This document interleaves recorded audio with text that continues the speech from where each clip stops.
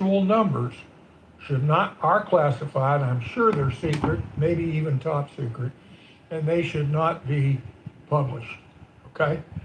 Now, the Tomahawk missiles, the USS Georgia, I think it was, the Ohio SS, guided missile submarine. There's 4 of them. The Ohio, the Michigan, the Florida, and the Georgia. 2 in the Atlantic, 2 in the Pacific. One of those submarines carries, I think it's 152. That's been published. 152, 153 missiles. So that gives, and I'll guarantee you, I think it was the Georgia. There was at least one Ohio-class submarine that was clearly contributing a massive amount of Tomahawk missiles to the initial attacks on Iran. Okay. Now, the Air Force bombers carry Tomahawk cruise missiles, and certainly we've seen countless images of surface ships firing the Tomahawk missiles. A surface ship, I don't know the exact numbers, and you can find it out in James fighting ships, so it's not classified, but 153 plus missiles on one submarine, and you're talking 25 or 30 maybe on a destroyer. And if you've got 5 destroyers in a full battle group, then you're talking maybe 100 missiles that would be available from that battle group in terms of Tomahawk missiles. So the Tomahawk missile inventory is something that needs to be carefully examined, and the only way to do it reasonably and rationally is in a classified setting. And for the press to be, and people will leak the discussions in those classified sessions. And that, if they leak the numbers, that is classified information and against the law. If they leak the fact that General A and Admiral B got into a fight over it, whether that's classified or not, I don't know. It just feeds the frenzy of political discussion. Now let's talk about another shortage. This one was reported, leaked, and I think it's true, but I'm not sure. There's a general, I believe it's the Army general responsible for all the troops in Europe.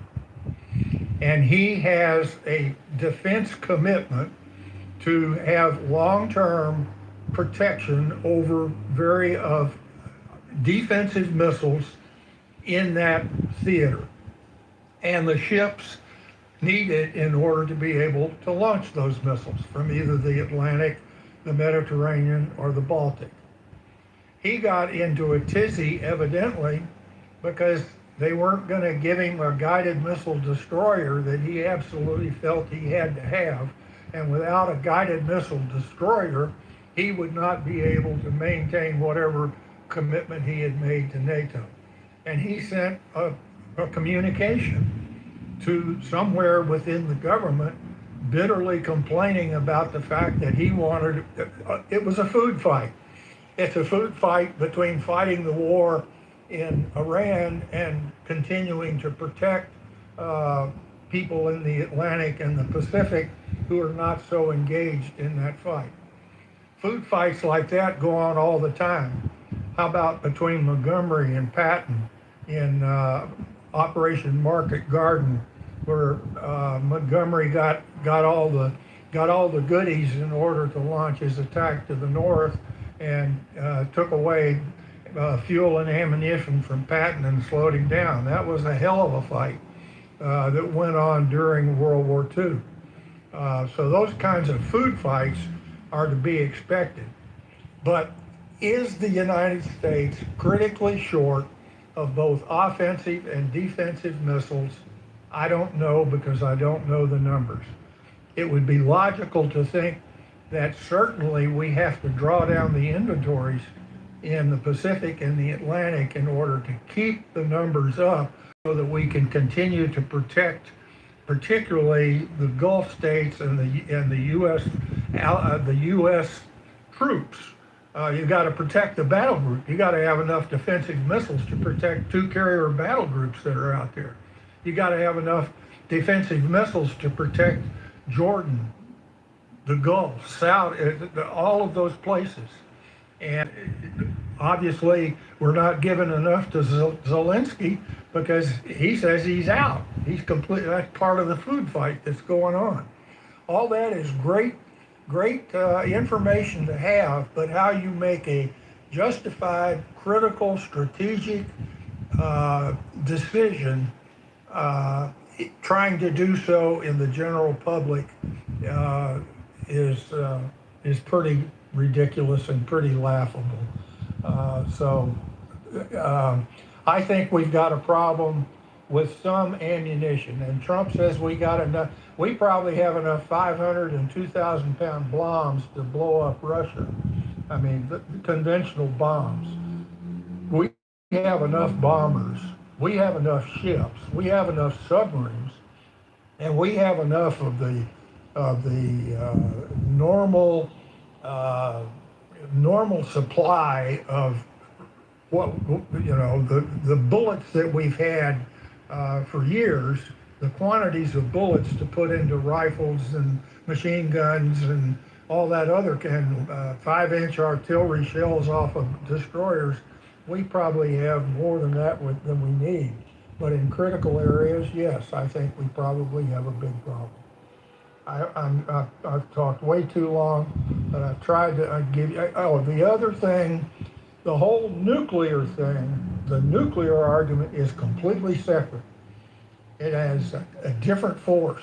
The space assets to support both Iran and Taiwan and a nuclear deterrence, those are arguments that are entirely different from the conventional discussions that I've been trying to explain here. I hope I haven't talked too long and bored you to death. For sure we're not bored, and for sure you haven't talked too long, and if you don't mind, I'm going to allow you to stay on the stage in case you have further commentary or people might have a question or two for you. I do want to point out something that neither you or I mentioned, and there has been some public discussion, obviously, on the Hill about all of this. For example, Senator Kelly has explicitly argued that the massive scale of regional airstrikes has been putting a severe strain on the available weapon supplies. So it's not as if this is in a, that this is, it's not as if there hasn't been, both in terms of some of the analyses by some of the strategic think tanks and some of the discussion that's public on the Hill. It's not as if this should come as a surprise to anyone. To the degree to which it puts us at risk, that's obviously debatable. But presuming once again that the Washington Post reporting is accurate, how is it possible the president didn't know this? No, the president knew it. He'd been told. I mean, the president knows that the argument is out there. And I don't think the president himself knows exactly how many patriots we have. He may know that exact number. He certainly should be able to get it. I could write it on somebody could put it on a Post-it note and give him the number. How many we need? Now that's arguable. What's the burn rate? How many do we shoot per day versus how many can we resupply? Those numbers are way out of balance, I'm sure. But what the details are, I don't know. And there's one other point that I didn't make. Supposedly, and this makes sense, though I don't know whether it's true or not, supposedly Trump backed down on this is going to be bigger than World War II. What was it last weekend that he was talking about that major strike? And the reason he yet again tacoed or said, no, we're not going to do it, is because Saudi Arabia and the Gulf states said, we don't have enough defensive missile capabilities, and they're going to start blowing up our oil refineries and our own infrastructure, and you can't hit them hard on their utilities, their basic civilian infrastructure because we don't have enough missiles to knock down the incoming. And Trump backed down from that strike reportedly because the Gulf states made that position very strongly to him. Well, adding some credibility to that speculation is the fact that last night, or maybe early this morning, our time, certainly today, Iranian time, the Iranians issued a statement that they are contemplating doing just that, hitting the Gulf states oil, and come on. They said they've already started doing it, like onesies and twosies, and they're threatening to do their own, quote, massive strike. Whether they have the capability to do that, I don't know. But they've been saying they're going to do that, so that's not a surprise. Also, we have to take into consideration they're very adept at drone warfare, and you can't stop them all, and it's not expensive relatively, as compared to a cruise missile, for example, to send a bunch of drones over. So I don't know what Saudi Arabia or Qatar's or any of the other Gulf states, Kuwait's defenses look like with regard to a drone attack that might come from Iran.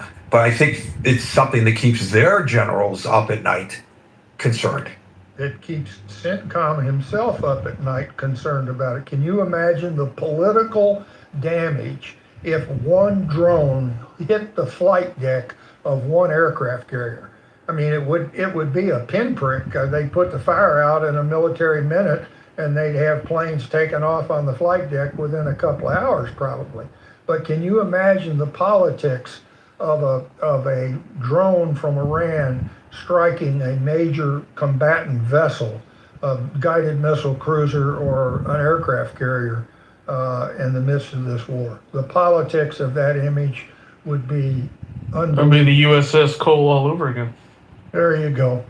Well, the thing is, it would even be worse than the USS Cole, in my opinion. And I'm sure the pressure on these, some of them very young sailors who are on watch, is just got to be immense. Oh no! Come on! Now wait a minute. That's why sailors are trained. That's why sailors for years have been going on 6 and 9 months deployments. That's why submarines stay submerged for 80 days at a time. That kind of stress and that kind of intensity is what the United States Navy trains for day in and day out during peace or by war. And we've got the best trained Navy in the world to be able to do that. I've never understood. Someday I'd love to have an explanation on here, of course, of how they, because you're the expert on this, on how they are able to listen to pings submerged and analyze what they're listening to. That's unbelievable to me. What a talent that must take. Thank you, Anson. We'll now go to Alan, followed by Scott. Hi, everyone. Thanks. I don't have that much, not at all knowledge about all this, but I thanks Anson for all the information he put in, and I learned a lot, but I think overall we're not the American we think we are, and they picture it for us. There are many lags, and I'm worried about the enemy within. Back to you, sir. Thank you, Alan. I think you expressed all of our thoughts. We'll go to Scott, followed by Ellen Normal. Okay, there we go. Found my button. Yeah, I mean, are we at risk? I don't think we're defenseless, right? I mean, I'm sorry I missed so much of the conversation already. I'm sure Anson said a lot of helpful things. I'm glad he's on the stage. So yeah, I mean, it's not. I mean, at risk is for what, right? I mean, I think. Look, I mean, this conflict with Iran, which I think is probably going to not end anytime in the immediate future. I mean, it doesn't seem so. I mean, well, who knows? I mean, with the president, who knows? But look, it's reduced the inventories of certain high-end precision weapons and stuff like that, apparently. So I think that I would guess the concern is that if we had to respond quickly to another major conflict, right, with, let's say China did something in the Indo-Pacific Ocean, or there was some large crisis in Europe, I don't know, Putin got, whatever, whatever the scenario was, that maybe that would be the problem, right? And that might create reduced deterrence. I don't know. That adversaries may perceive us as having diminished stockpiles. Hey, Scott, let me just throw in. Many people will argue that we didn't have enough of that kind of ammunition to deter China without doing anything with Iran. Maybe a long-term argument going on, and Iran just exacerbates it. Wow, thanks, Anson. Thanks again. Glad you're on the stage, buddy. We might have less flexibility because we got to ration stuff out because of the shortage. I mean, industrial strain. You think about that. Like, how long does it take to manufacture weapons and replace the stockpiles? But look, we still are spending now. I think with the increases. More than like most of the countries in the world combined, right? We were spending more. I think we're the top of the top 25, and we spent more than 2 to 25 combined. I think that's increasing. Like, we've got a powerful nuclear deterrent. I mean, I don't know. I mean, I'm sure. I mean, I don't know. Again, I think certainly we're still the most powerful military in the world, but we probably have fewer options, right? I mean, if we needed to use the military other places, if other crises developed, that might be a problem. But I don't think. I mean, I don't imagine we're going to completely run out of munitions. But it's a strain, right? Like, resources aren't infinite, right? So I don't have much else intelligent to say, but I'm sure it's a concern, right? I mean, Thank you, Scott. I'll interject to what Scott's concerns are with this kind of question that I would love for think tanks to engage in.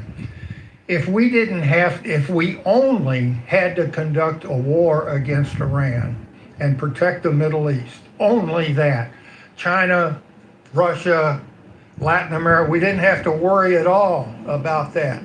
Would we still have enough of the kind of ammunition that we're using at high rates just in order to conduct that war against Iran until a reasonable goal of a drastic change in the regime took place? And my inclination is to think we don't even have enough to fight the Iran war by itself with some of those high-end munitions. And that observation can lead one to speculate that this was a major factor in decisions by previous administrations not to do what this president has attempted to do with regard to Iran, to the frustration of many who find Iran to be such a pariah, because the realization that perhaps you can't do it without putting boots on the ground based on the amount of munitions available may have tempered the diplomatic approach toward Iran in the past. And for those who have been so highly critical of the JCPOA, if you factor that into it, that possibility, into the thought process by the Obama administration, maybe we have a greater understanding of why he went that route rather than what ultimately must be done. I think we all agree, and that is regime change in Iran because of the threat that they pose. But do we have the will to do it full force like we did in World War II? I don't think so. And I don't think anybody would argue that I'm wrong about that. And therein lies the real underlying problem, perhaps. El Normal, followed by Amir. Good Good afternoon, Clubhouse, Gary's Critical Thinking Forum. I checked a very important fact, Gary, and that is, what was it that the president called treason in his truth? And you mean today and yesterday? yeah. By the way, Gary, I'm very understanding, happy that Norm is using the proper terminology. Truths, Gary. You always say posts. They're called truths, Gary. Truths. well, for obvious reasons, I don't use that terminology because, he doesn't call them lies, but sometimes they are. But at any rate, from my interpretation of what he wrote, he's finding the treasonous, not the release of information about our stockpiles, but that it was reported. He's specifically taking aim at the Washington Compost, as he calls it now.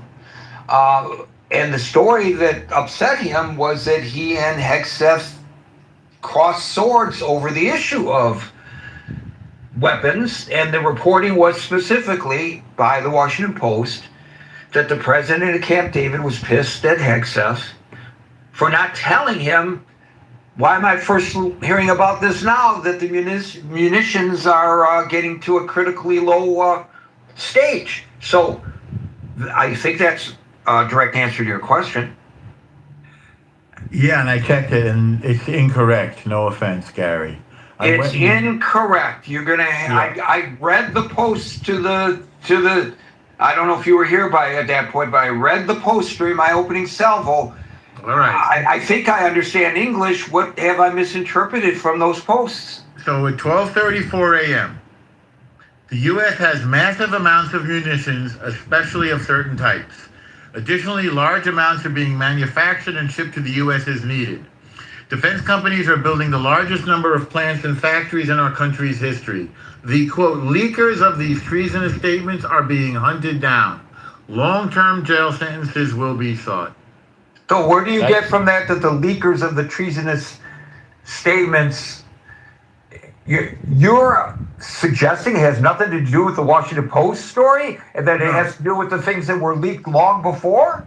No, I'm suggesting that, as the Post says, that it has to do with the quantity of munitions that we have, which, as Captain Hansen correctly points out, would be treasonous if leaked.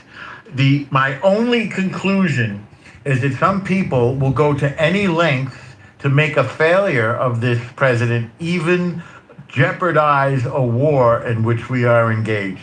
I've seen the same thing in other countries. It is really, really deplorable and repulsive. It's clear from that. Now you are assigning motivation to the people who leaked information that you believe to be treasonous. Yes. And I don't know that you're in a position to assign motivation. It could be that they are concerned that the munitions are getting so low that they cannot protect the nation as they have been sworn to do, and they feel that they're being patriots by leaking the information. Now, I'm not saying it's correct that they leak the information, but you're presuming that they're doing so because they hate their commander-in-chief.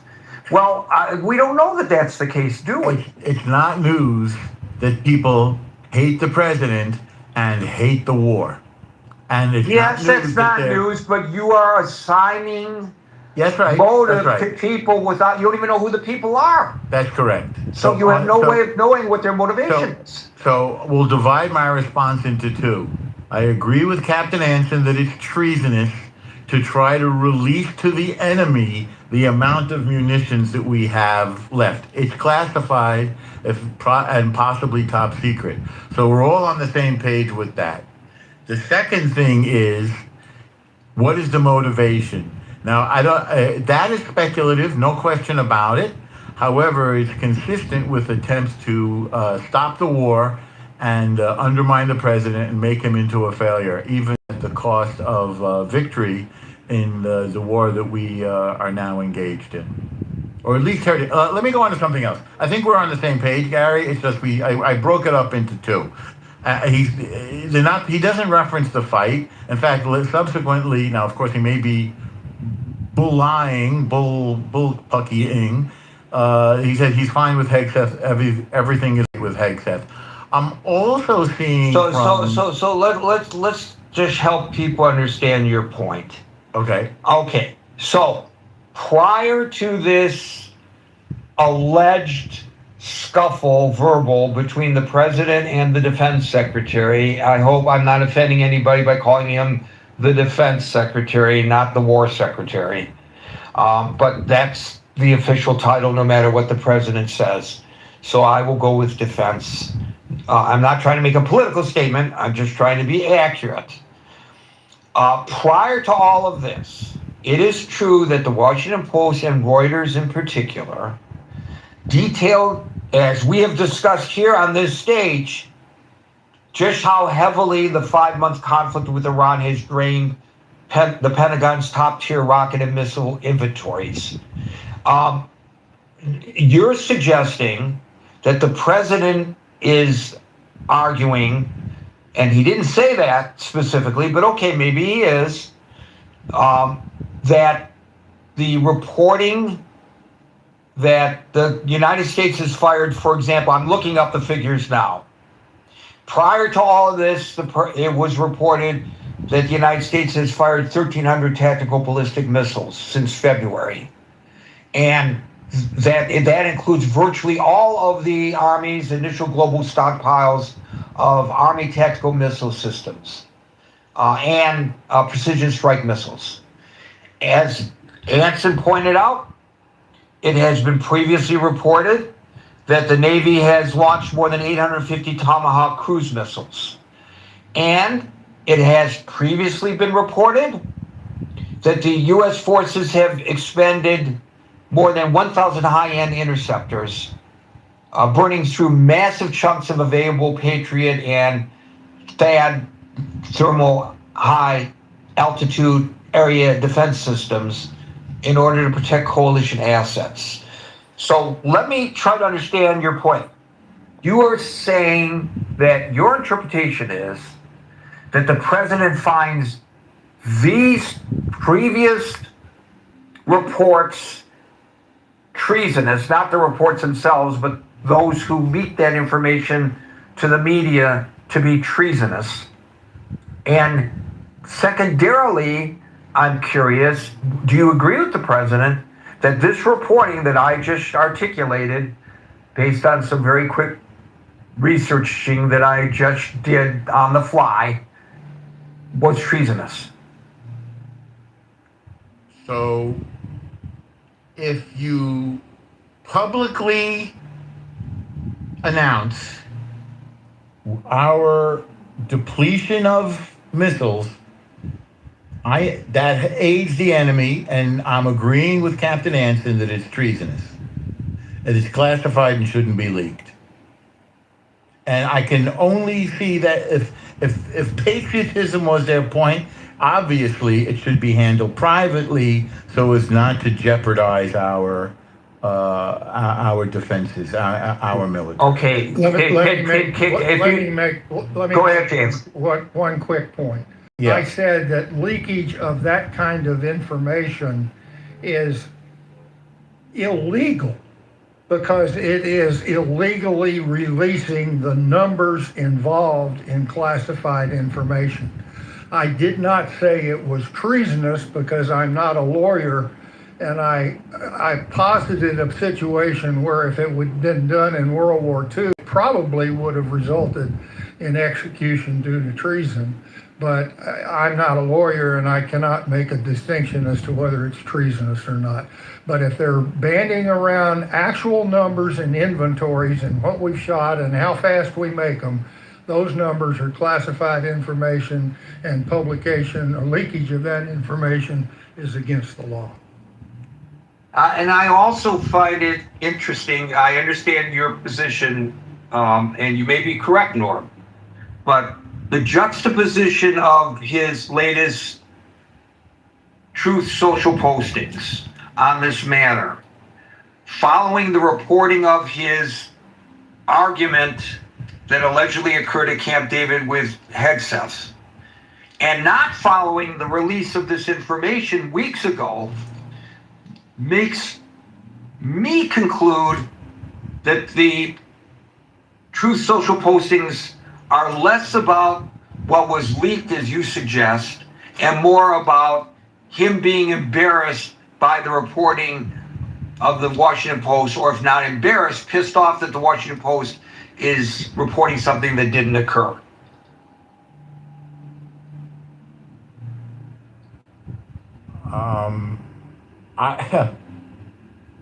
Somebody's leaking, Gary, and it's endangering our fighting men and women. I And agree I with think that it's- 100%. And I think it is despicable. Now, I agree at with some- that 100%. Right, and I agree with that too. I'm just suggesting that it's suspicious that he took the opportunity to point this out without specificity, without saying that this is what he's talking about when he uses the term treasonous, immediately following the White House and Pentagon reaction to the Washington Post story, specifically about him and Hegseth.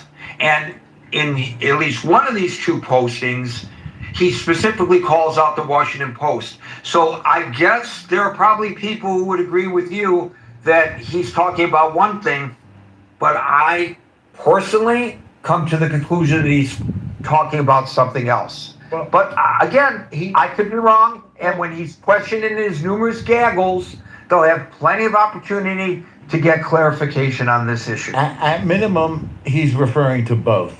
Now, I don't know who's leaking about an argument at Camp David. That's an interesting question in and of itself. That's like gossip. But in this post that I just read you, there's no mention of the argument with Hegseth. It's strictly about the quantity of munitions and the production. Right, thereof. but that was followed by his latest True Social posting saying how great a guy Hegseth is, and it's fake news that there was an argument between him and Hegseth, et cetera, et cetera, et cetera. So I think if you put it in context, and if you look at the timeline, I guess reasonable people could reach the conclusion that you reached, but I think reasonable people could also reach the conclusion that I did. So we should move on. All right. Are you done? Well, yeah, you wanted to move on. That I mean. Well, no, I thought I was going to let you move on to your next point, but okay. Well, that's very sweet. All I want to say is that this is true in Israel as well, that within the defense establishment in Israel, there are people who really disagree with the way Bibi is prosecuting the war, and they have actually attempted to undermine his prosecution of the various wars that Israel's involved in, from Hezbollah and Hamas to Iran. They're undermining him. And I see a parallel here with forces in Washington that are very negative about the president, and they're very negative about the war, and they want to undermine him. And they're just our mainstream media, for whom you and I have worked, do work, from the Times and the Washington Post to, you mentioned a few, I don't know, Axios and Politico. They have it in for the president. They want to make him into a failure, and particularly around this war as we go into the midterm elections in the fall. So I don't think it's a stretch to conclude that leaking it has a political agenda. Oh boy. Once again, you speak to motivations for which we do not have facts concluded, and you're not the only one who concludes this, of course. The president being the number one who says that the media is out to get him, but on the other hand, he loves the media. Sometimes, as you know, as a purveyor of news yourself, it's not about trying to bring down the president. It's because there's a good story that's been presented to you. It's interesting. I'm right now engaged in, and I'm about to disengage the individual on my Facebook, with someone who believes that because I am posting on my Facebook pronouncements by the president, that means I am carrying the water of the right wing of this country. Right. Okay, which is bullshit. I'm not reporting these things because I'm out supporting the president. And when I report things that are critical of the president, I'm not reporting them because I'm trying to bring the president down. I'm reporting it because, in my judgment, after decades at this business, I'm pretty darn good, as you are as well. We're the same, generation. We could spot a good story when we see one. I don't give a damn, frankly, whether a president is a Republican or a Democrat, whether it's Trump or Biden. I look for the story.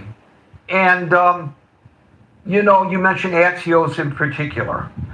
Interesting, given that one of his favorite reporters right now is an Axios reporter who he calls up all the damn time. He just calls them. It's not like the reporter calls the press office and says, I want an interview with the president. All of a sudden, the reporter's phone rings, and there's the president talking to him about these very issues. And he's planting stories, Gary, I'm sure. So if I were the president of the United States and I thought Axios was out to get me, why would I be giving them all these exclusive stories? He gives them exclusive stories left, right, and center. Nah, I think it's just that they have a nose for news. And I think Axios in particular is a pretty good news organization. I don't know where the hell they came from, but all of a sudden they were there and they were on my radar, and I was enjoying reading what they have to report. So I don't think we can necessarily, are there reporters who have it in for the president and they're looking for a gotcha? Yes, of course. Would they be as hard on a Biden or an Obama? Maybe not, I don't know. But I don't think you could just be dismissive of the story. If the story is inaccurate, that's one thing. If it's accurate, that's another.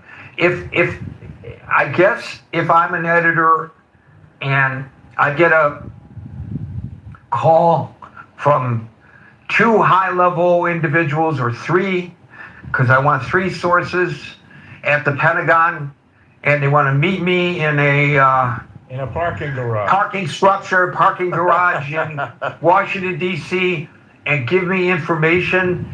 Gary, you got to report on this. People listen to you. The Critical Thinking Forum is the premier place that people go to make up their minds about things, more so than any other outlet in the country. That's why we chose you. And you need to know that we are in danger because of these munitions. And it's our patriotic duty, we believe, to give you this story. All right, I guess I have to make a decision then, not about the legality of publishing it, but whether it's morally and ethically correct to publish it. And I'm sure I would have to have lots of discussions with lots of people before deciding to publish the information. But I guarantee you, if I did publish the information, it wouldn't be, right, I finally got the crap on Trump because I'm out to get Trump.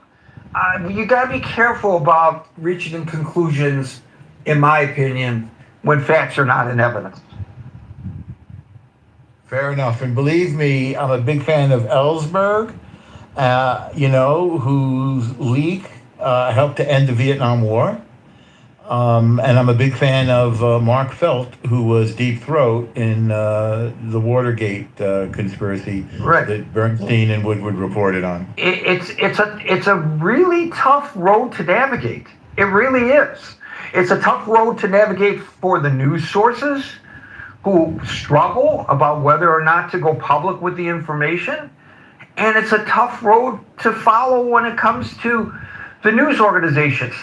Do I publish it? What portions of this do I publish? What portions do I not? I'm sure you've been in a position, I certainly have, and I presume you have as well, when people I've had people come to me with information, great stories, and I said, listen, this is an amazing story and I love to publish it. But if I publish it, you know, I want you to know that that's putting you out there, and there may be repercussions to you. I've actually tried to talk people out of me doing a great story, because one of the things you're supposed to do as a journalist is do no harm. And publishing the story would do a lot of good, but to the source, it would do harm. And I had in one case, the person said to me, I don't care, and if you don't publish it, I'm going to, broadcast it. If you don't broadcast it, I'm going to go to somebody else who will. And so I presented it to my editors. My editors said, whoa, this is really sensitive. It has to do with aligning, I'm not going to say who at this point. It doesn't matter. A beloved public figure. We better be spot on with this information. We're going to run it by the attorneys. And I thought, great. The attorneys are going to say, don't publish it. I was hoping the attorneys would say, don't publish it. The attorney said, yeah, go ahead and publish it. We published it. There was no repercussions to us, but my news source, because they figured out who it was, I never revealed, but it was pretty obvious that only a finite number of people would have had this information. Her life was turned absolutely upside down, exactly as I had predicted. So it's difficult when these decisions, opportunities are presented. And I think we just have to be a little cautious not to immediately jump to the conclusion, that it's all about the media ganging up on the president. I don't think that's the case necessarily. Well, one last thought, since I think maybe we should do a room on this leakage thing too. It's very juicy, Gary. And a good friend of mine from the Seattle Times, Duff Wilson, moved to the New York Times later, reported on the Duke rape case, ruined a bunch of young men's lives, only to find out that it was a fake, that there wasn't a rape involved. It was a fake story. And of course, it ruined his career. He previously reported on some corrupt judges in Washington State, and he called the judge the night before and said, this story's coming out tomorrow, just want to let you know. And Gary, trigger warning alert to everybody, plug your ears if you don't want to hear this, self-harm alert. Gary, this judge hung himself the day before the story came out. So these are very, very difficult decisions and big responsibilities. And as Captain Hansen just said, if somebody had leaked this during World War II, that our munitions were depleted, it would be an offense that could be punished by execution. These are big deals we're discussing. I agree, and I appreciate you raising the issue, actually, so we can have the discussion. We'll go to Amir, followed by Andre. Good evening, Gary, and everyone in the room. So I'm going to assume that there is shortage in ammunition, as we've been discussing, such as Tomahawk missiles and so on, because they're used in their hundreds, obviously, and against swarms of drones and crews and ballistics and God knows what else. So let's assume that this is true, but I don't actually think that puts the US at risk. And I'll try to explain why. But there's a couple of let's say factors or events that's been happening recently. So one today, in fact, we heard that the head of Supreme National Security Council in Iran, a guy called Zorgad, is a massive hardliner. He has resigned, and the person who's replaced him is a veteran of Iran-Iraq war, a guy called Rezai. and he's not a heavyweight, such as Zulqadr, and that kind of indicates to me that the regime is serious about achieving a long-term peace agreement with the US, and that in itself is creating a breathing space. Now, we already know that Trump has given J.D. Vance, he's almost given him a free hand now to negotiate a comprehensive agreement with Iran. Now, this would definitely create a large enough window, in my view, to manufacture munitions that are short. There's a shortfall of Tomahawk missiles, for example.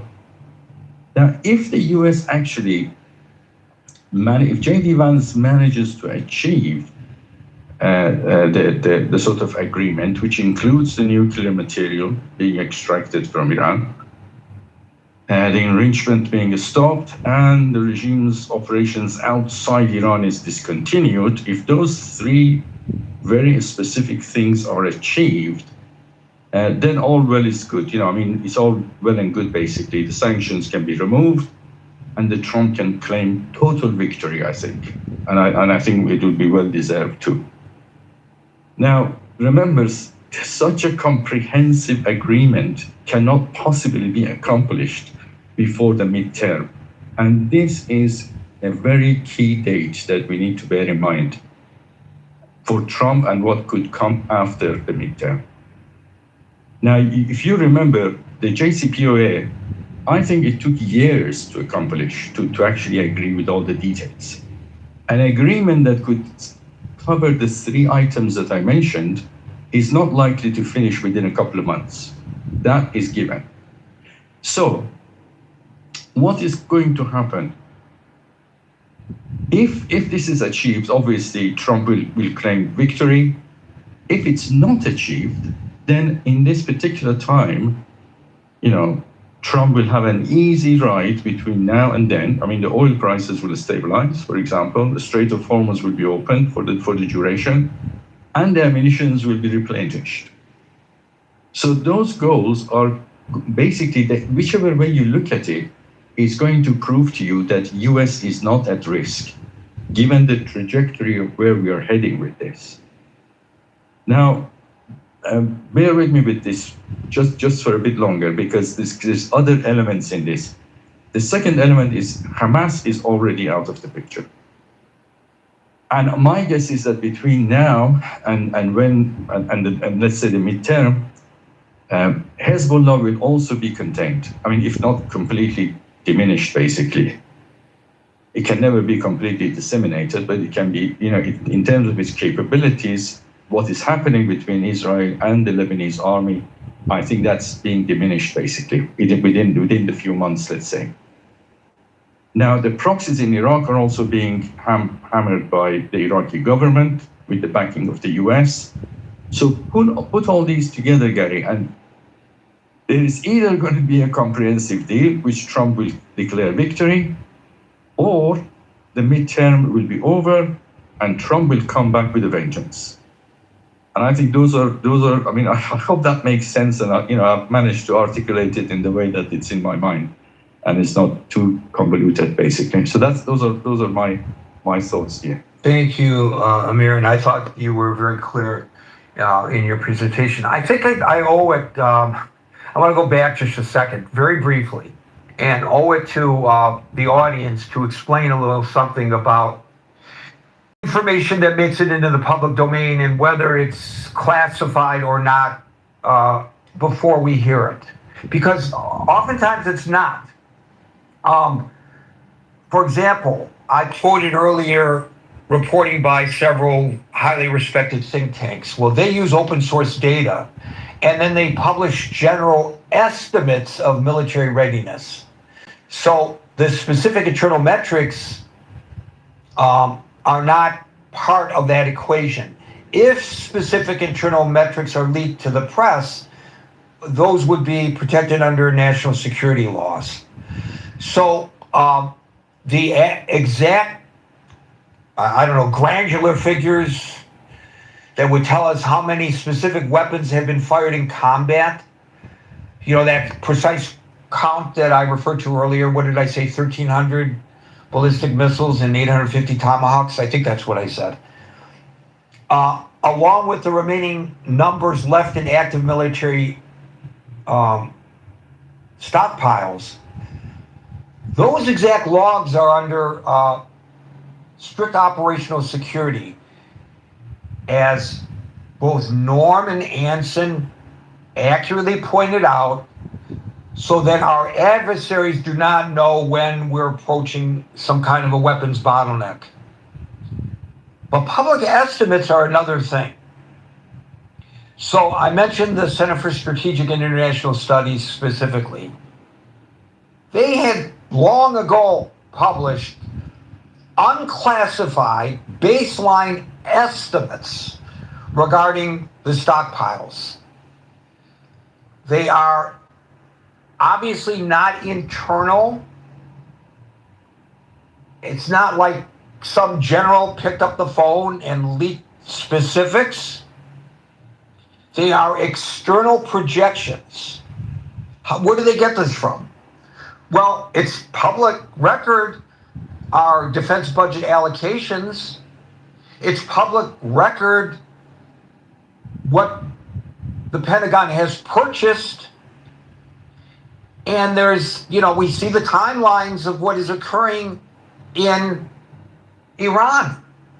So some of this reporting, I'm not saying all of it, but some of this reporting is not necessarily treasonous leakage of information. Some of it may be. I don't know. I would have to go back and read the nuances on how each of these reports were written, because the terminology that is used by the news organizations will give you some insight as to whether or not this came directly from the Pentagon. They'll say things like 2 sources or 3 sources of the Pentagon who requested anonymity because they are not allowed to speak publicly about this issue, ... All right, that's one thing. But a lot of what we conclude, myself included, as accurate is really based on estimates by people who are well versed on reaching the conclusions that they do when they make their estimates. So I don't know whether anything treasonous occurred or not. I guess we'll find out. But let's also take into consideration that the president makes statements himself, oftentimes without facts and evidence, i.e., the reflecting pool was vandalized. And we're going to get those people and we're going to prosecute them. Well, just because he said it doesn't necessarily mean it's true. It could be that there was some treasonous leakage, or if not treasonous, at least leakage that violates military codes of conduct or federal law. Could be. On the other hand, that's not necessarily the case.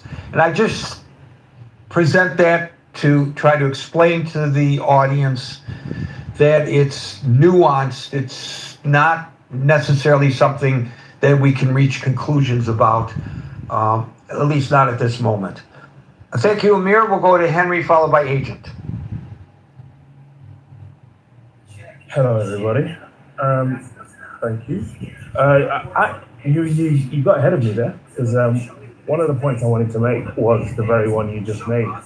A lot of the information, especially from places like the Center for Security and International Studies, they just get that information from publicly released information from the Pentagon, because, like you said, they have to report these things because it's public money.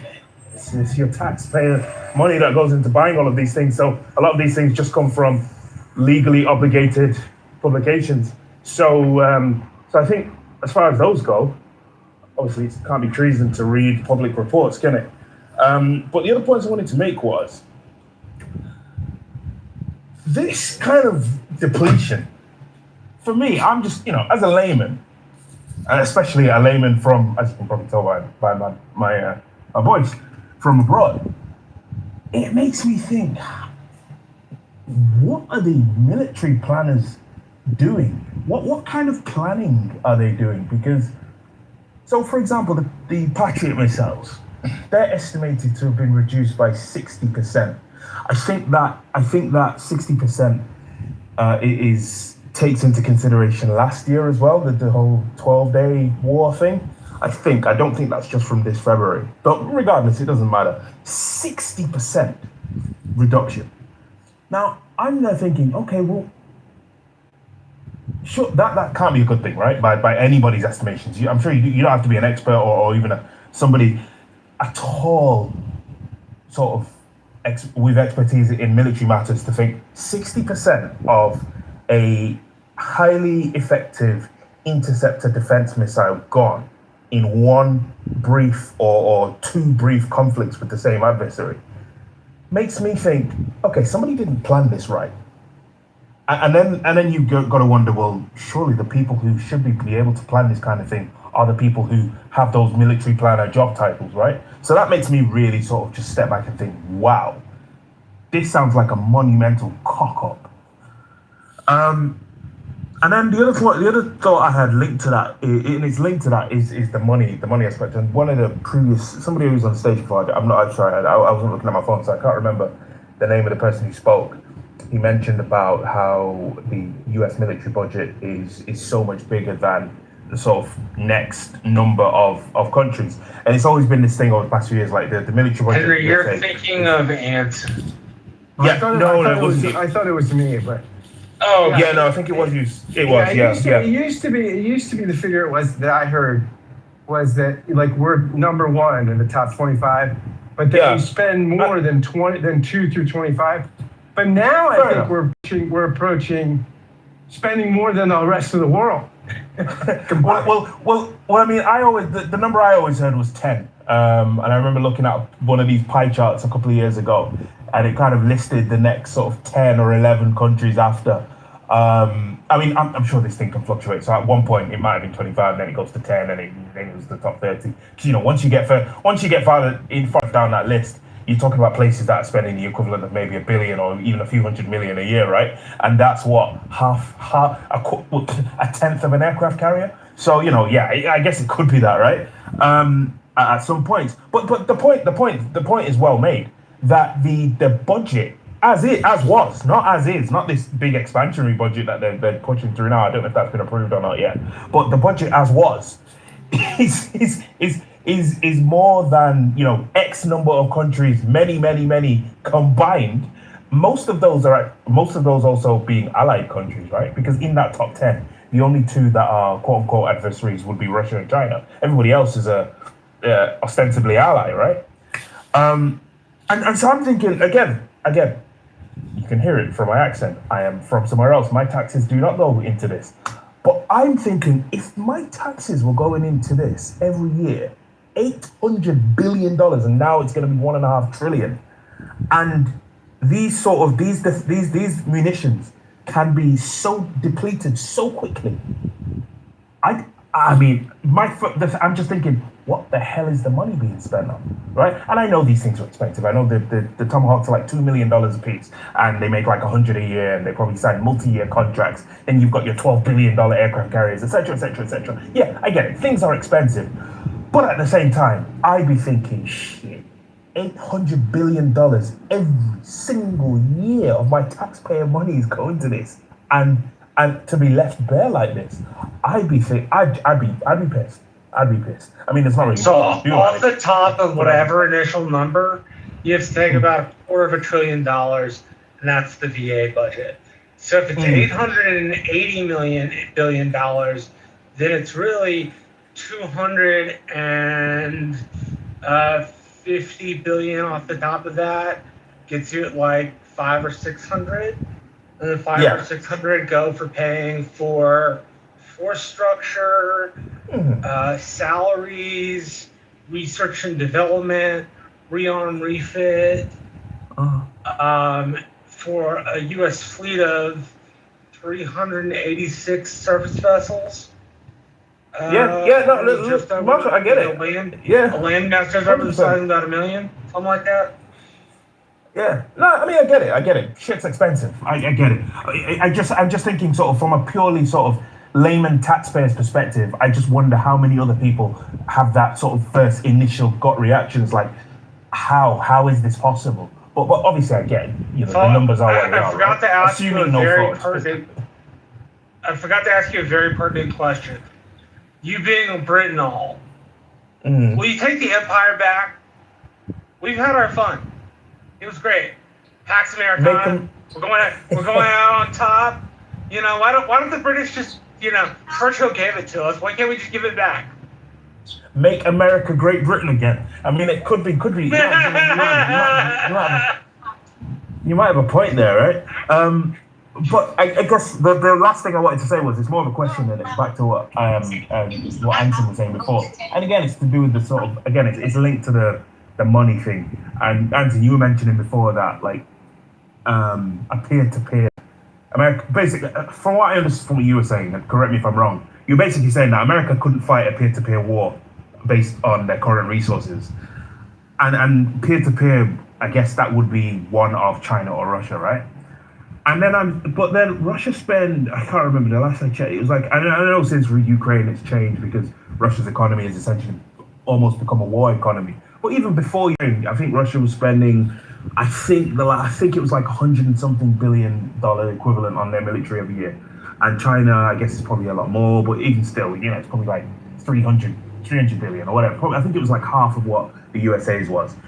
So why could, you know, in your estimation, why could America not fight a peer-to-peer, or not do and I'm sort of trying to answer my question instinctively first, and tell me if my answer's wrong. And if my answer's wrong, tell me what the right answer is. My initial answer is I'm thinking, well, you know, you've got 700 bases around the world, maybe you just do stretch. If you didn't have those bases, etc., maybe you could do it. If that's the answer, then great. If that's not the answer, please tell me and tell me what the answer is. But my question is, why is it that if America's spending $800 billion a year, every year on its military, and again, you know, let's account for what Marshall said, taking out for the veterans budget. But, you know, America's spending so much more than the quote unquote peers.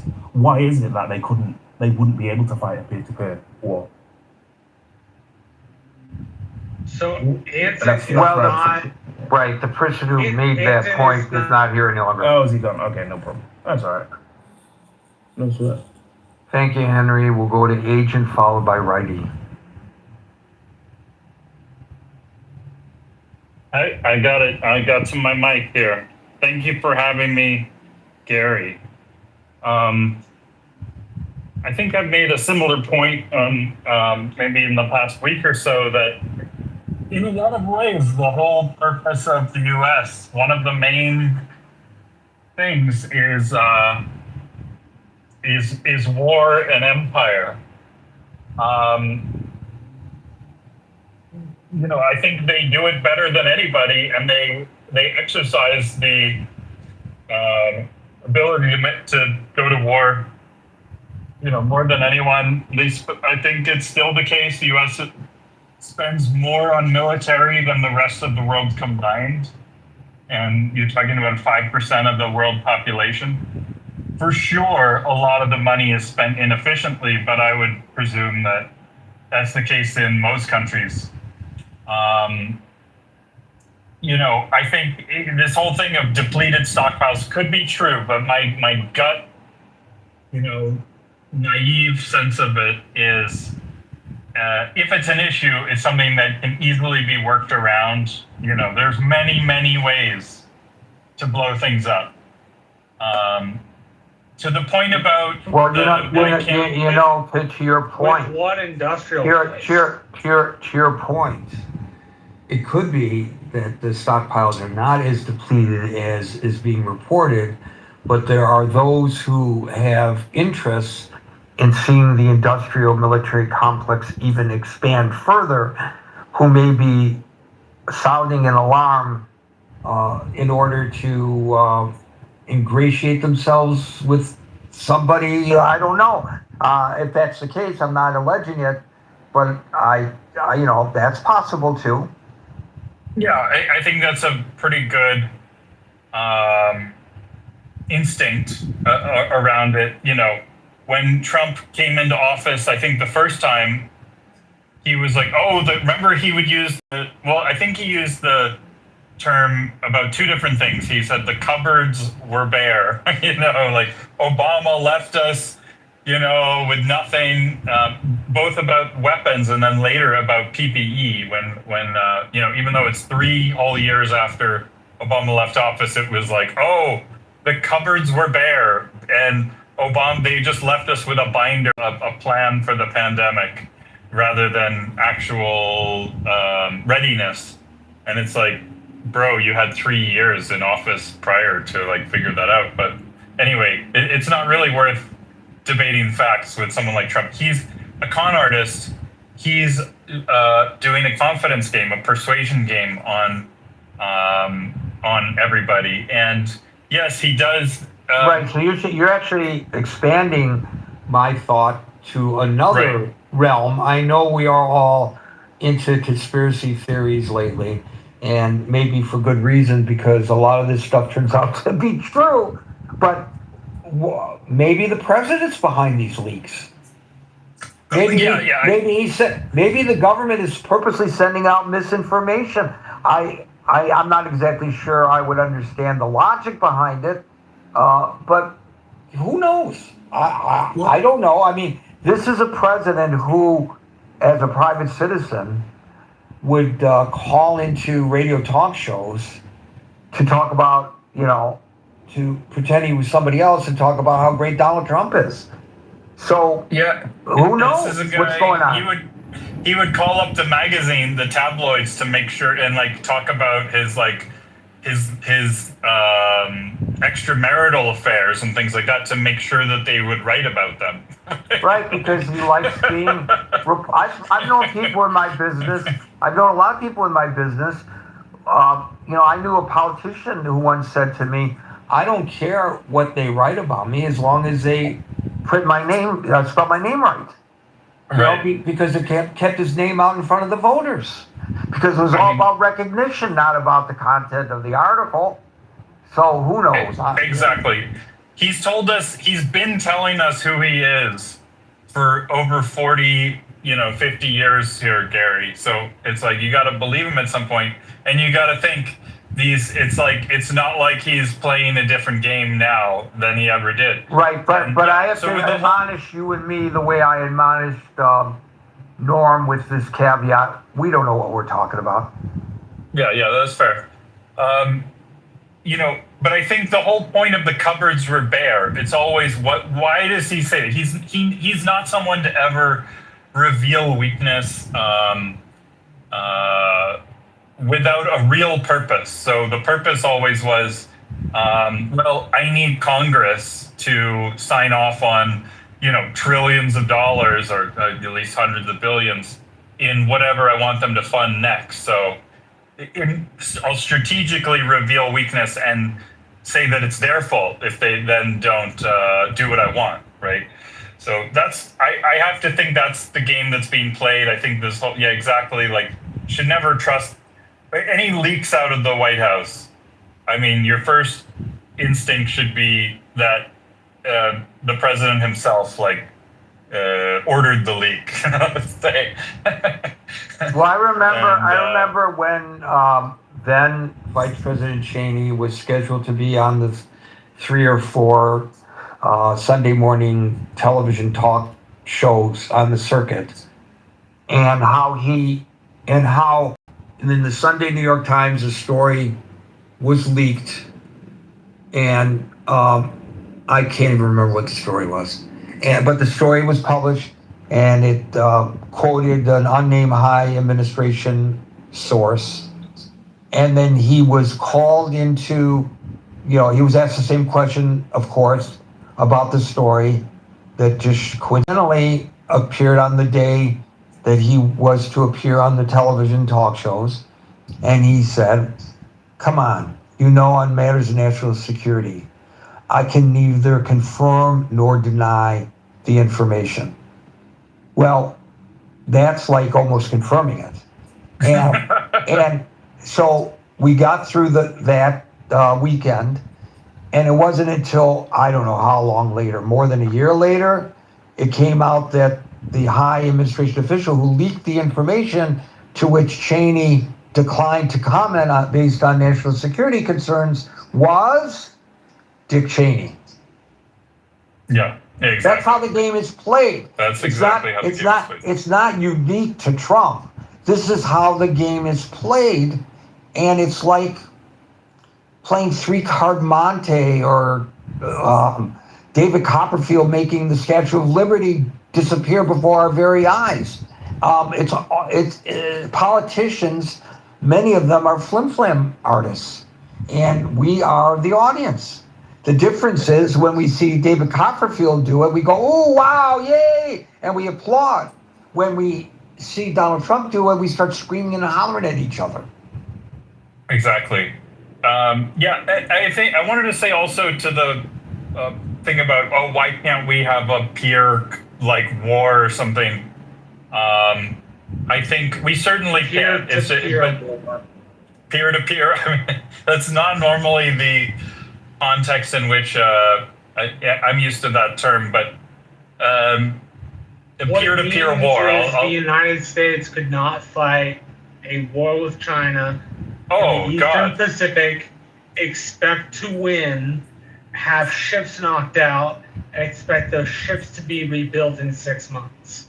It would take a year at the very least to rebuild the stuff. That's what they mean.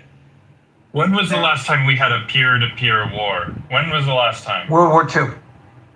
Exactly. Yeah. You do not want to have peer-to-peer war between nuclear power. That's why we had the Cold War. That's why we have proxy wars. All right. It's not about who can win, because nobody can win a peer-to-peer war between nuclear superpowers. Of course it can, as long as you use conventional powers and not nuclear powers. There's no guarantee it's that nuclear powers. Like the India-China thing. Like, as long as you fight with clubs and sticks in the mountains, like, then you can have a war. It makes no sense.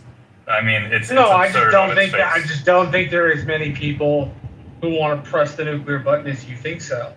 In particular, among the settled world powers, China, Russia, the United States, Europe, none of those want to press the button very readily. And then we don't want to have a war because it just inevitably escalates.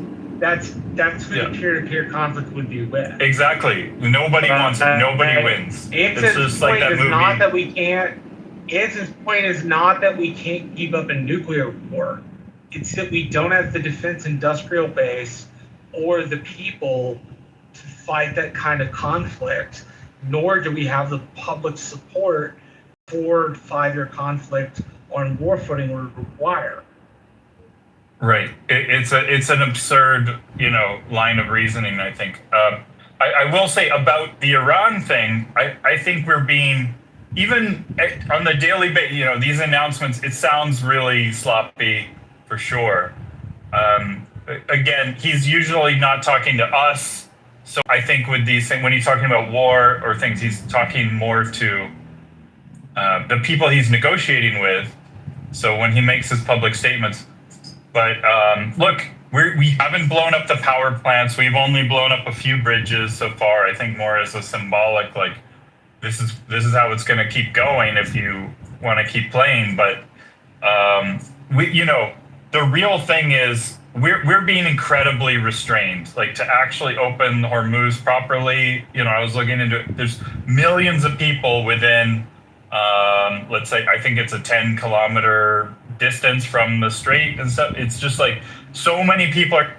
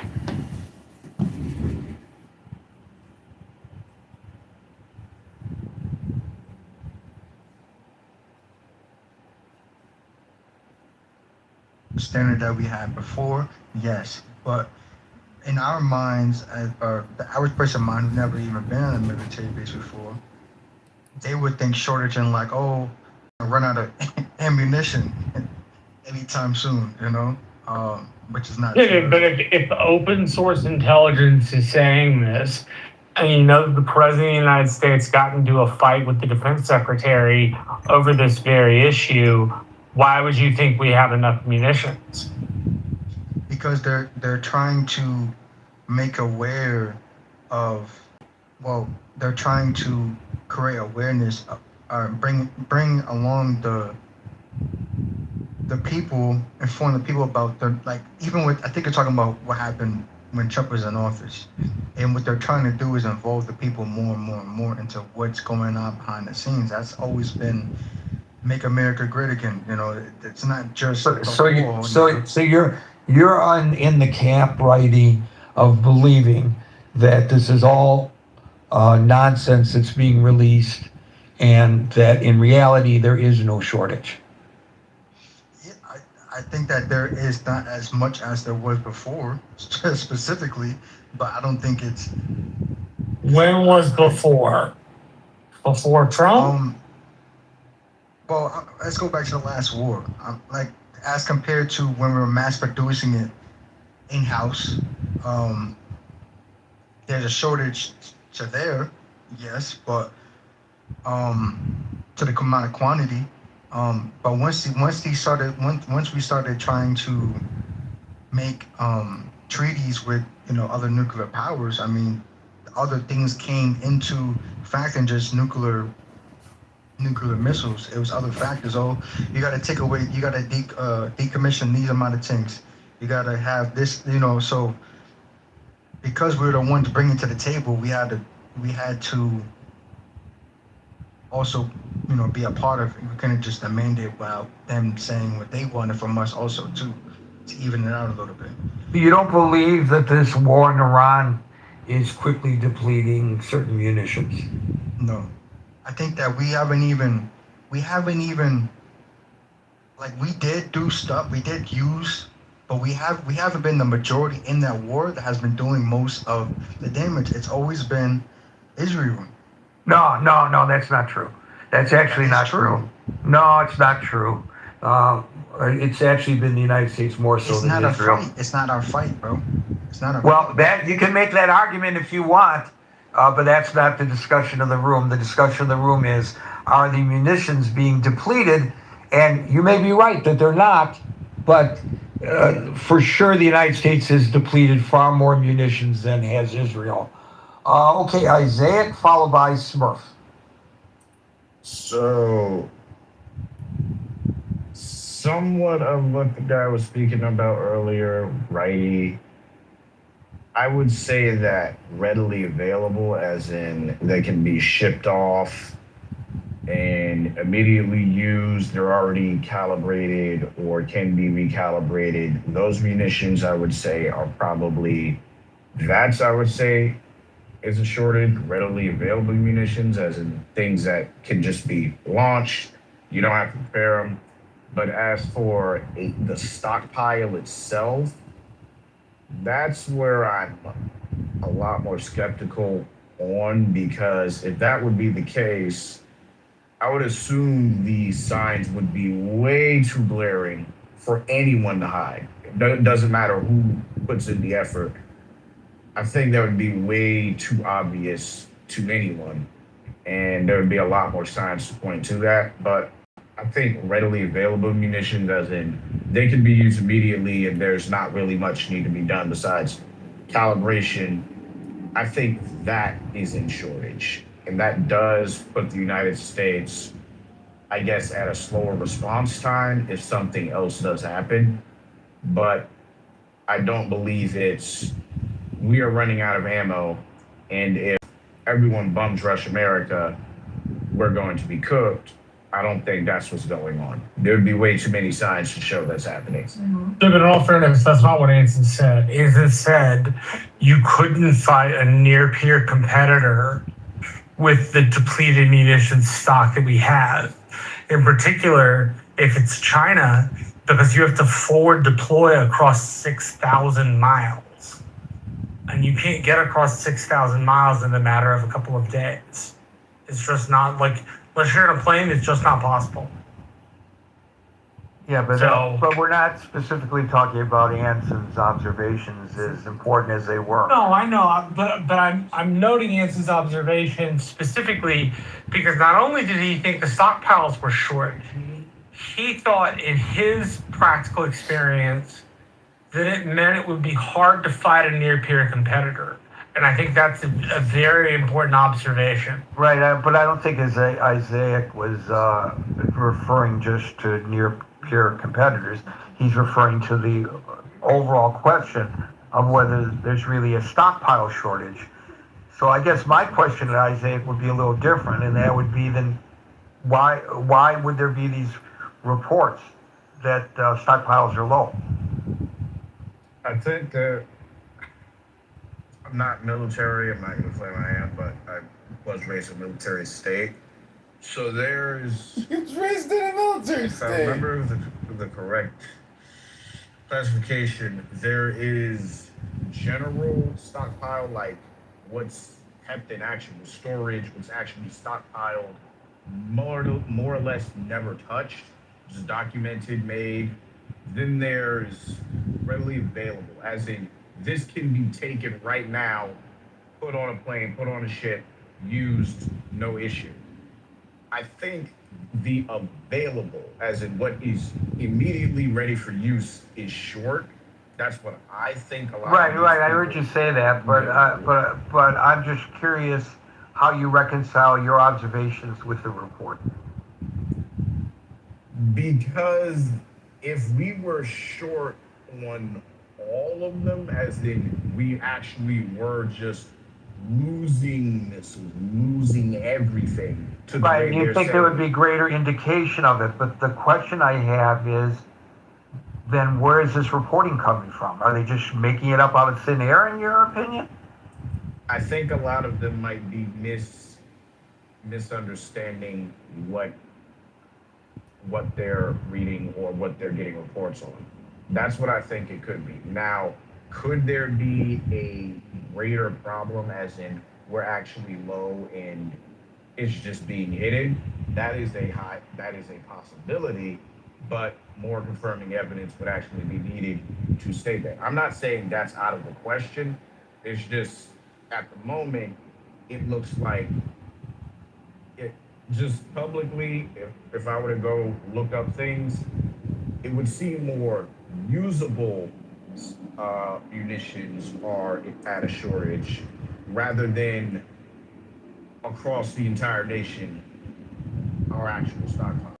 I think a lot of these people are misreading what that actually entails, whether they've been in military or not. That's where I think the misunderstanding is coming from. Thank you for that, Isaac. I'm going to move on because we only have 4 minutes left, and we have 3 more people on the stage. We'll go to Smurf, followed by Billy.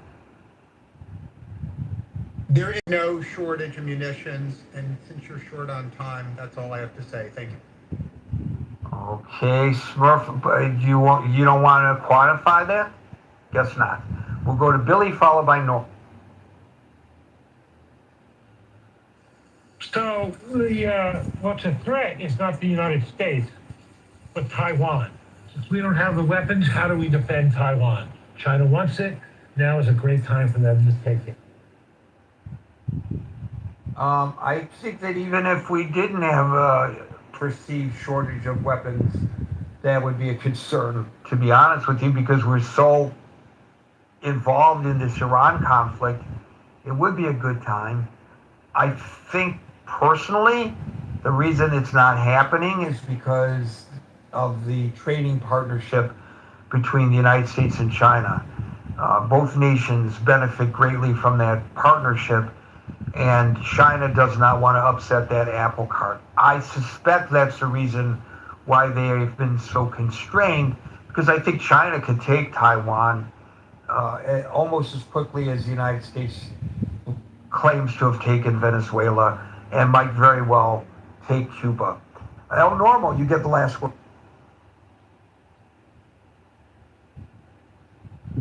Thanks, Gary. Thanks. I didn't raise my hand to come up again, but I feel grateful for the invitation, and I'll give you a couple of words. And those are that I agree with you regarding Taiwan, that it is in China's interest to keep the peace there. They have a good relationship with Taiwan as long as we don't poke the, what's the animal that China stands for? The panda bear? As long as we don't poke the panda bear and make a big deal out of recognizing Taiwan as an independent country or anything, China's making lots of money with you. In fact, not only are they making lots of money, but we have freed them from a cycle of famine and created a middle class there with our wonderful consumer economy. And we've also created a wonderful economy in Taiwan by purchasing their chips. We're not the only people that are the marketplace or the customer of China and Taiwan, but we're the biggest ones by far. So I think this is this Iranian revolutionary, this Islamic genocide core war is a demonstration to China that we're willing to use our munitions. They're not there to save. We're going to upgrade them. And I think we're showing the world that we're willing to defend the freedoms that we prize so greatly. I'll leave it there. Thank you, Norm. Folks, we're here Monday through Friday at 5 o'clock New York time. So until 5 o'clock New York time tomorrow, next edition of the Critical Thinking Forum. Everybody be safe, be well, and peace out.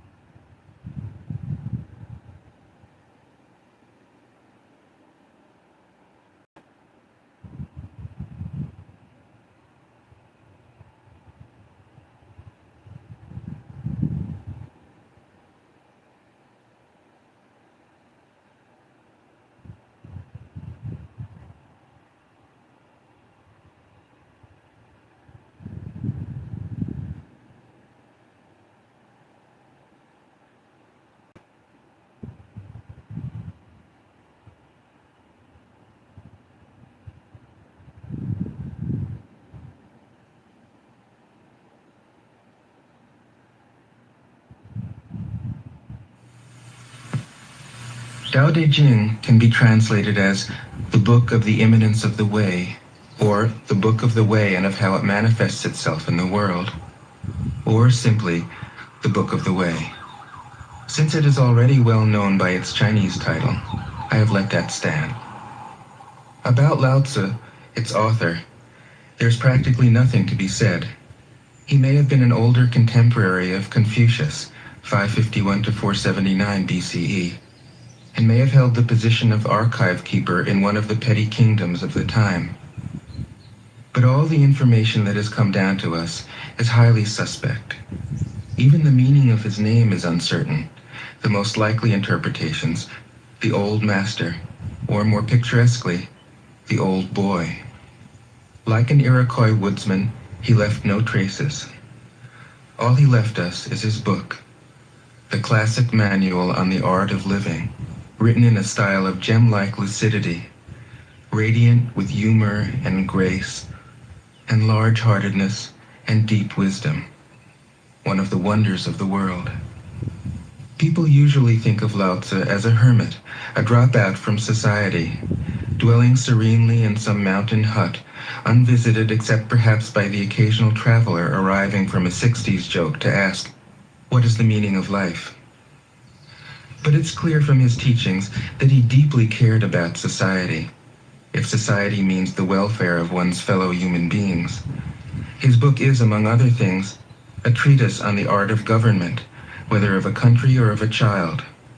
The misperception may arise from his insistence on wei wu wei, literally doing, not doing, which has been seen as passivity. Nothing could be further from the truth. A good athlete can enter a state of body awareness in which the right stroke or the right movement happens by itself, effortlessly, without any interference of the conscious will. This is a paradigm for non-action, the purest and most effective form of action. The game plays the game. The poem writes the poem. We can't tell the dancer from the dance. Less and less do you need to force things until finally you arrive at non-action. When nothing is done, nothing is left undone.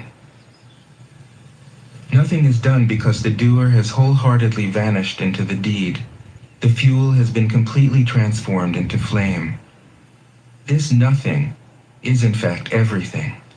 It happens when we trust the intelligence of the universe in the same way that an athlete or a dancer trusts the superior intelligence of the body. Hence Lao Tzu's emphasis on softness. Softness means the opposite of rigidity and is synonymous with suppleness, adaptability, endurance. Anyone who has seen a Tai Chi or Aikido master doing not doing will know how powerful this soft is. Lao Tzu's central figure is a man or woman whose life is in perfect harmony with the way things are. This is not an idea, it is a reality. I have seen it. The master has mastered nature, not in the sense of conquering it, but of becoming it. In surrendering to the Tao, in giving up all concepts, judgments, and desires, her mind has grown naturally compassionate. She finds, deep in her own experience, the central truths of the art of living, which are paradoxical only on the surface, that the more truly solitary we are, the more compassionate we can be. The more we let go of what we love, the more present our love becomes. The clearer our insight into what is beyond good and evil, the more we can embody the good. Until finally she is able to say, in all humility, I am the Tao, the truth, the life. The teaching of the Tao Te Ching is moral in the deepest sense, unencumbered by any concept of sin. The master doesn't see evil as a force to resist, but simply as an opaqueness, a state of self-absorption, which is in disharmony with the universal process, so that, as with a dirty window, the light can't shine through. This freedom from moral categories allows him his great compassion for the wicked and the selfish. Thus, the master is available to all people and doesn't reject anyone. He is ready to use all situations and doesn't waste anything. This is called embodying the light. What is a good man but a bad man's teacher? What is a bad man but a good man's job?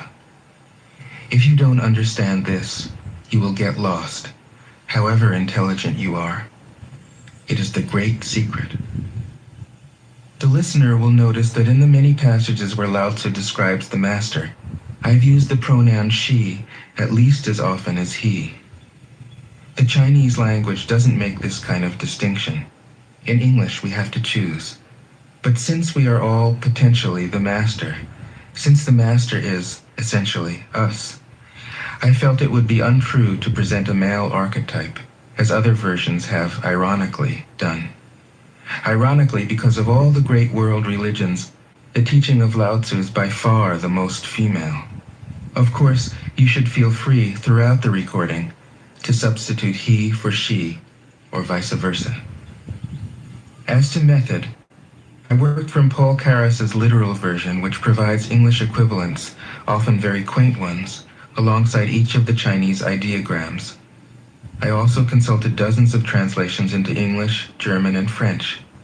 But the most essential preparation for my work was a 14 years long course of Zen training, which brought me face to face with Lao Tzu and his true disciples and heirs, the early Chinese Zen masters. With great poetry, the freest translation is sometimes the most faithful. We must try its effect as an English poem, Dr. Johnson said. That is the way to judge of the merit of a translation. I have often been fairly literal, or as literal as one can be with such a subtle, kaleidoscopic book as the Tao Te Ching. But I have also paraphrased, expanded, contracted, interpreted, worked with the text, played with it, until it became embodied in a language that felt genuine to me. If I haven't always translated Lao Tzu's words, my intention has always been to translate his mind.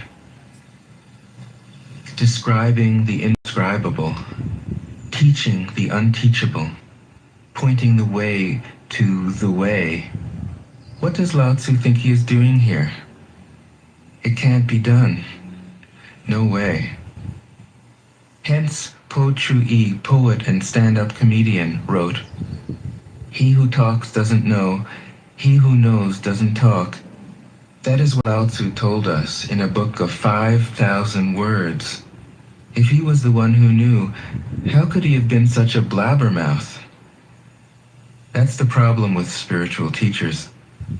They have to be blabbermouths. But their words are, in the traditional Buddhist metaphor, fingers pointing at the moon. If you watch the finger, you can't see the moon.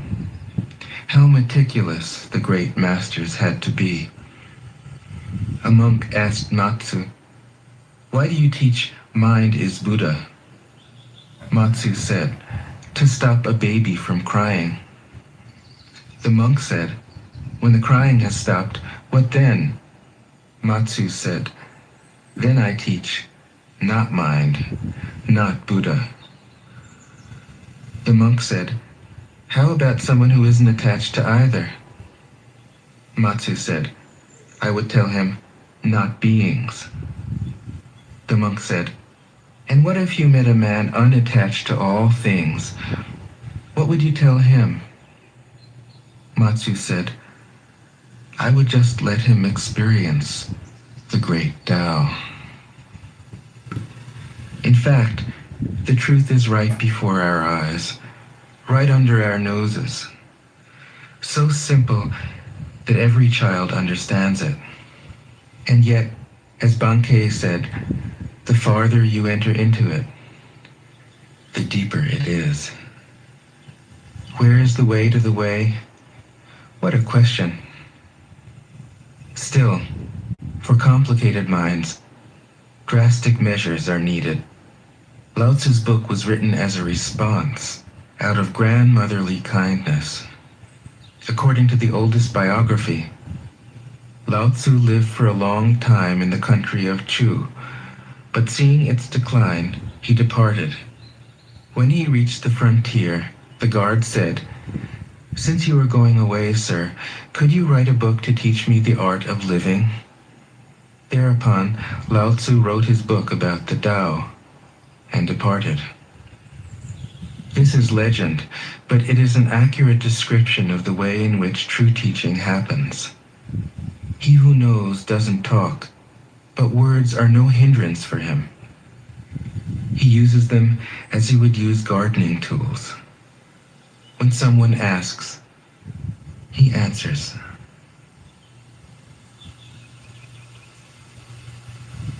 Dao De Jing. 1. The Tao that can be told is not the eternal Tao. The name that can be named is not the eternal name. The unnameable is the eternally real. Naming is the origin of all particular things. Free from desire, you realize the mystery. Caught in desire, you see only the manifestations. Yet mystery and manifestations arise from the same source. This source is called darkness. Darkness within darkness. The gateway to all understanding. 2. When people see some things as beautiful, other things become ugly.